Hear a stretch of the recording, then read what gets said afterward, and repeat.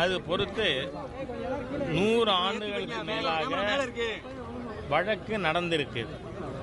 இன்றைய தினம் நேரடியாக போய் பார்க்க வேண்டும்ங்கிறதுனால போய் காசி விஸ்வநாதர் மற்றும் விசாலாட்சி அம்பாளுக்கு தீபம் பார்த்து அர்ச்சனை செய்துட்டு வந்திருக்கேன்னா, இந்த வழக்கு இந்தியாவில் பல நீதிமன்றங்களில் வழக்குக்கு தீர்ப்பு வழங்கப்பட்டு 1931 லண்டன் பிரிவி கவுன்சிலில் முழு மலையும் முருகனுக்கு சொந்தமானது.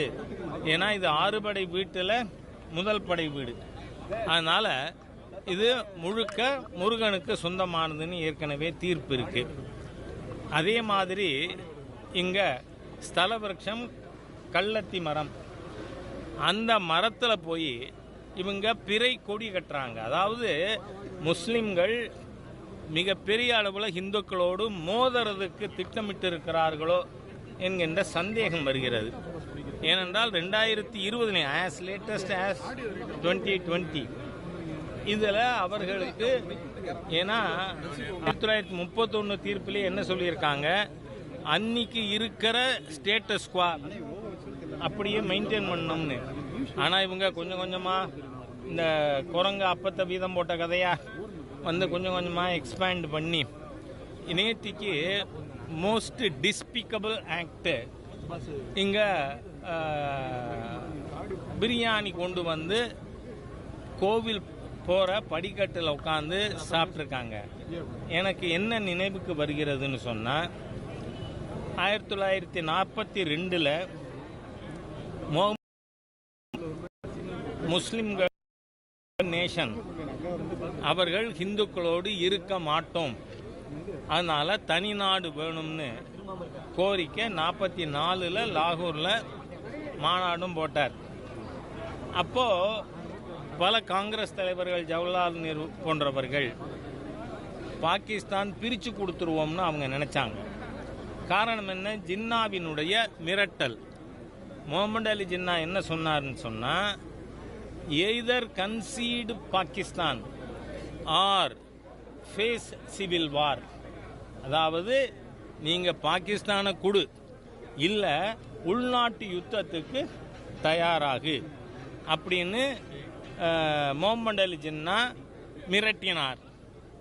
அப்போது காங்கிரஸ் தலைவர்கள் பாகிஸ்தான் கொடுத்துருவோம்னு முடிவு செஞ்சப்ப நம்ம சட்டமேதை டாக்டர் B.R. அம்பேத்கர் அவர்கள் தெளிவாக கருத்து சொல்லியிருக்கார். Conceding Pakistan will not solve this threat of civil வார்.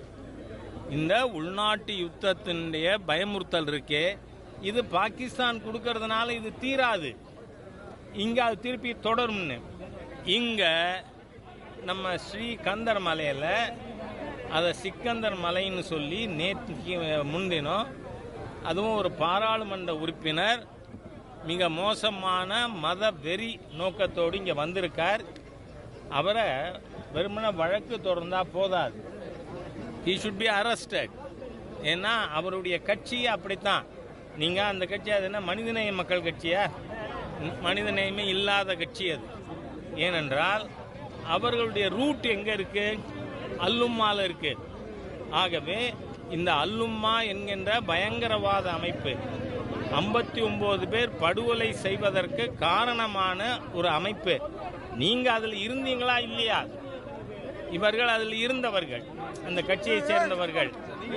அதனால் நான் மாநில அரசாங்கம் எந்த விதத்திலும் லீனியன்சி காட்டாமல் இவர்களுக்கு எதிராக கடுமையாக நடவடிக்கை எடுக்கணும். இன்னைக்கு டாக்டர் B.R. அம்பேத்கர் அவர்கள் எவ்வளோ பெரிய தீர்க்கதரிசி. ஏன்னா the threat of civil war will not stop by conceding Pakistan அப்படின்னு சொன்னது நமக்கு காட்டுகிறது. அவை இது வன்மையாக கண்டிக்கத்தக்கது. இஸ்லாமியர்களும் அவர்களுக்கான இதுவும் இருக்கு, தொழுகைக்கான பிரச்சனை இல்லைன்னு சொல்லிட்டாங்க. ஆனால் இதை நீங்க எப்படி பாக்குறீங்க? இஸ்லாமியர்கள் இதில் வந்து பெரிய அளவுக்கு இங்கே பாருங்க, அது இல்லை, அதில் என்ன சொல்லியிருக்காங்க, அதனுடைய ஸ்டேட்டஸ் குவா மெயின்டைன் பண்ணணும், பண்ணலை. நீங்கள் அதை எக்ஸ்பேண்ட் பண்ணியிருக்கீங்க. 1931 இருந்த நிலையில் அதை பராமரித்திருக்க வேண்டும். அது பண்ணலை. வேறு அங்கே எந்த விதமான நீங்கள் வழிபாட்டில் புதிய மாறுதல்கள் கொண்டு வந்தெல்லாம் பண்ண முடியாதுன்னு என்ன கொழுப்பு இருந்தால் இந்த கூட்டம் ஆடுபற்றைமாங்க அங்கே போய். அது என்ன, இந்துக்களுக்கு எதிரான உள்நாட்டு யுத்தத்திற்கு அவர்கள் அறைகூவல் விட்டுருக்காங்கன்னு அர்த்தம்.